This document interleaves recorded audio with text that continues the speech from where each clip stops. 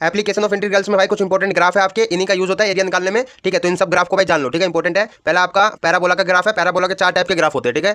या तो आपका ऐसे बनेगा, या ऐसे बनेगा, या ऐसे बनेगा, या ऐसे बनेगा, ठीक है। लेकिन आपको समझना होगा कौन सा ग्राफ हमको बनाना है, ठीक है। इक्वेशन के हिसाब से आपको पता चले कौन सा ग्राफ बनाना है। अगर आपको इक्वेशन करके दियो y square is equal to में 4ax, ठीक है, मतलब y स्क्वायर करके दिया हो तो आपका x की तरफ ग्राफ बनेगा, ठीक है, या तो ऐसे या ऐसे। लेकिन आपका पॉजिटिव में करके दिया हो तो पॉजिटिव x की तरफ बनेगा, एंड माइनस में करके दिया हो -4x तो आपका माइनस एक्स की तरफ बनेगा, ठीक है। एंड ऐसे आपका एक्स स्क्वायर करके दिया हो आपको equation x square equal to में 4ay करके, पॉजिटिव में है तो पॉजिटिव y की तरफ बनेगा, एंड माइनस में है आपका -4ay तो आपका -y की तरफ बनेगा, ओके, ये समझ आया। एंड दूसरा आपका आता है इलिप्स का ग्राफ, ठीक है। इलिप्स के दो टाइप के ग्राफ होते हैं आपके, एंड इसको भी इक्वेशन के हिसाब से बनाना है कैसा बनेगा, ठीक है। तो फर्स्ट आपका होता है एक्स स्क्वायर अपॉन में a स्क्वायर प्लस में y स्क्वायर अपॉन में b स्क्वायर इक्वल टू में 1 दिया हो, ठीक है। और आपका a अगर b से ज्यादा हो, ठीक है, a अगर b से ज्यादा हो तो आपका बनेगा इस टाइप में ग्राफ।